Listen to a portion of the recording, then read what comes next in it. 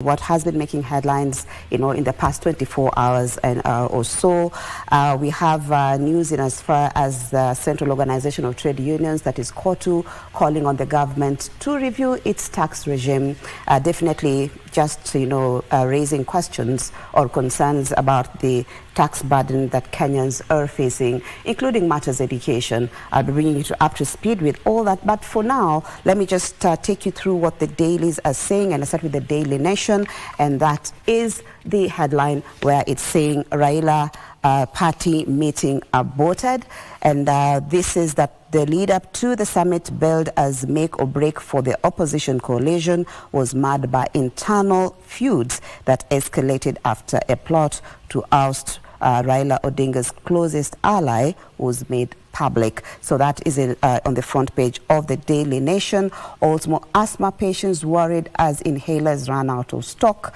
And so here pharmacists are saying that Ventolin inhalers have been out of stock since last October, and patients are now forced to buy alternative medicine, which is actually costly. And also here workers ask states to abandon IMF.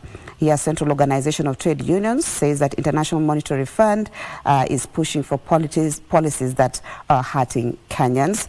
Also, quit or forced out, state agency boss at center of edible oil scandal leaves. That is Pamela Mutua was appointed managing director of Kenya National Trading Corporation, a once dormant state agency whose fortunes changed with the new government that handed it 24 billion shillings kitty. So that is in the front page of the Daily Nation. Also, KCSE 48,000 grade E scorers to join TVET. So you can get a copy of the Daily Nation. Those are just some of the news that has been captured on the front page of the Daily Nation. We also have the Standard newspaper here where it's saying what shillings free fall means. So you have it there. That's the front page of the Standard newspaper.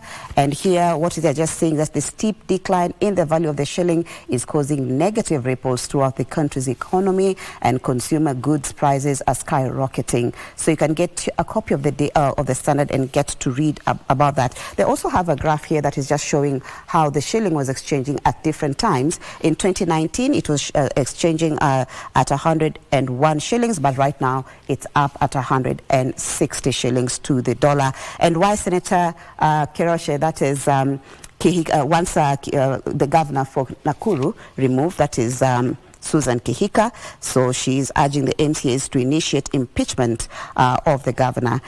And inside, a mind of an online predator, just bringing you a story about the unfortunate happening of, you remember the JKUAT student who was beheaded, or at least her body was mutilated. That is Ruth Waini. So that is also definitely in the Standard newspaper. Leaking airport, 8 billion shillings sunk in shoddy jobs. That is in this on the stairs front page paper.